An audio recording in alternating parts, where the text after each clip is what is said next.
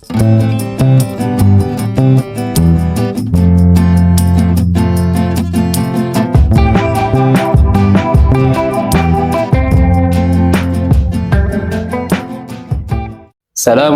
warahmatullahi wabarakatuh.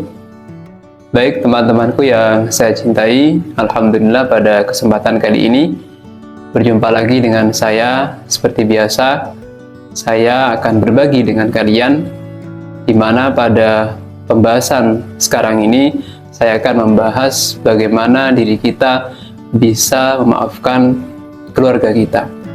Kita tahu bahwa orang yang sering menyakiti hati kita, orang yang sering meremehkan kita, orang yang sering berkata kasar kepada kita adalah orang terdekat kita. Dan salah satu orang terdekat kita adalah keluarga kita. Baik itu orang tua kita, baik itu anak kita, baik itu suami kita atau istri kita. Semuanya adalah orang yang terdekat dengan kita dan yang paling sering menyakiti hati kita. Begitu pula sebaliknya, orang yang sering kita sakiti adalah orang yang terdekat dengan kita, yaitu keluarga kita. Namun yang perlu kalian pahami juga bahwa orang yang paling peduli kepada kita itu juga orang yang terdekat kita. Satu contoh, ketika seorang anak sakit, maka yang peduli pertama kali adalah orang tuanya.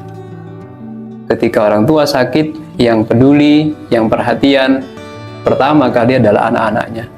Begitu juga seorang suami ketika sakit, maka yang peduli adalah istrinya. Ketika seorang istri sakit, yang peduli adalah suaminya. Jadi yang paling peduli pertama kali adalah orang yang terdekat dengan kita, yaitu keluarga kita. Ketika kita tahu bahwa kita sering menyakiti keluarga kita juga sering disakiti keluarga kita, tapi yang paling peduli adalah keluarga kita, maka kita haruslah belajar untuk selalu memaafkan keluarga kita, apapun yang terjadi. Mengapa teman-teman kita harus memaafkan keluarga kita? Seperti yang saya sampaikan di video sebelumnya, bahwa yang sering mensahabati diri kita, yang sering menemani diri kita adalah diri kita sendiri. Maka yang kedua, yang paling sering berkumpul dengan kita, yang paling sering bersama dengan kita, yang paling sering bertemu dengan kita adalah keluarga kita. Satu contoh, ketika kita pulang dari bekerja, kita pulang kepada mereka. Kita pulang dari belajar, kita juga pulang kepada mereka. Kita pulang dari manapun, kita tetap pulang kepada mereka. Sehingga yang paling banyak berkumpul dengan kita, yang paling banyak bertemu dengan kita adalah keluarga kita. Sehingga ketika kita tidak bisa maafkan mereka, kita tidak bisa mengerti mereka dan tidak mau maafkan mereka, maka secara tidak langsung kita telah menjadikan diri kita berada pada lingkungan yang tidak kita senangi. Nah, ketika kita berada pada lingkungan yang tidak kita senangi, kita berada pada lingkungan yang kita benci, maka pastinya hidup kita, hati kita tidak akan menjadi damai, tidak akan menjadi tentram, dan juga tidak akan menjadi bahagia. Sehingga tidak ada alasan buat kita untuk tidak memaafkan keluarga kita. Kita tahu bahwa mungkin kalian yang menjadi orang tua, ya, ketika kalian melahirkan anak-anak kalian, kalian mengasuh anak-anak kalian mulai dari kecil, ya, mulai dilahirkan, mereka mengalami masa pertumbuhan, mulai dari belum bisa makan, ya, atau mulai dari menyusu, belum bisa makan, kalian memberi makan, kemudian setelah itu mereka masa anak-anak, kemudian mereka sekolah sampai dewasa, semuanya kalian yang merawat anak-anak kalian. Tentunya penuh dengan kelelahan yang luar biasa. Belum capeknya, belum biaya yang dikeluarkan untuk mereka. Semuanya jika dihitung betapa lelahnya kalian di dalam merawat anak-anak kalian, di dalam membesarkan anak-anak kalian.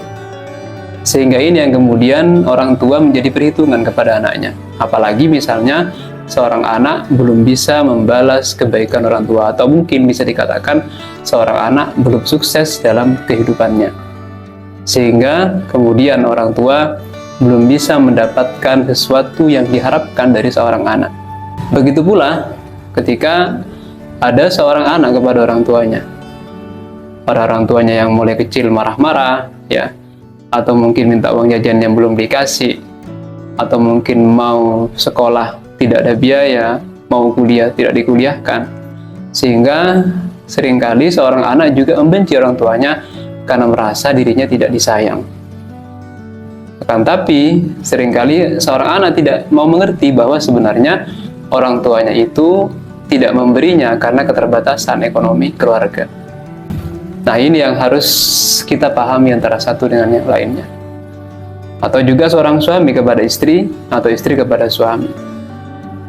Istri banyak tuntutan kepada suami, sehingga kemudian suami merasa terbebani. Ini yang kemudian membuat suami merasa terbebani dan bisa menjadikan marah dan dendam kepada seorang istri. Begitu juga seorang istri kepada suami, di mana seorang istri meminta sesuatu kepada suaminya, kemudian suaminya tidak memberikan apa yang dia minta. Ini yang seringkali juga kesalahpahaman, menjadikan istri marah kepada suaminya dan tidak memaafkan suaminya. Teman-temanku, oleh karena itu kita perlu melihat permasalahan ini secara luas. Tidak hanya melihat dari sisi seorang anak kepada orang tuanya, atau orang tua kepada anaknya, atau istri kepada suaminya, atau suami kepada istrinya. Ketika satu keluarga bisa saling memahami antara satu dengan yang lainnya, mengerti keadaan masing-masing, maka tidak ada satupun yang akan membenci dan marah kepada keluarganya. Tidak ada satupun yang dendam dan tidak maafkan keluarganya. Mengapa? Karena sebenarnya mereka antara satu dengan yang lainnya itu peduli dan saling menyayangi. Ketika kita sudah paham, ketika kita sudah mengerti tentang sudut pandang masing-masing, kita sudah mengerti tentang pedulinya mereka kepada kita, pedulinya keluarga kita kepada kita, maka sekali lagi saya katakan tidak ada alasan buat kita untuk tidak memaafkan mereka. Tidak ada alasan untuk tidak memaafkan keluarga kita. Karena sebenarnya keluarga kita sangat sayang, cinta, dan peduli kepada kita. Hanya saja cara mereka di dalam mengungkapkan kecintaannya, cara mereka di dalam mengungkapkan kepeduliannya, kadangkala kita tidak mengerti, sehingga seolah-olah mereka tidak peduli dan tidak cinta kepada kita. Kemudian satu hal lagi yang perlu kalian lakukan adalah bagaimana diri kalian lebih berfokus untuk mengingat kebaikan keluarga kalian daripada berfokus untuk mengingat keburukan yang dilakukan oleh keluarga kalian. Dengan kita banyak mengingat kebaikan mereka, maka kita pastinya akan selalu bisa memaafkan mereka dalam kondisi apapun dan dalam kondisi bagaimanapun. Dengan seperti ini, maka kehidupan kita akan menjadi pribadi yang damai, bahagia, dan tentram dalam kehidupan ini.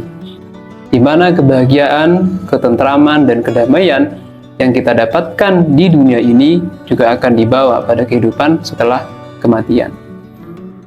Itu saja teman-temanku yang dapat saya sampaikan pada kesempatan kali ini. Semoga kita selalu bisa menjadi pribadi yang pandai memaafkan keluarga kita. Sampai jumpa di video selanjutnya. Assalamualaikum warahmatullahi wabarakatuh.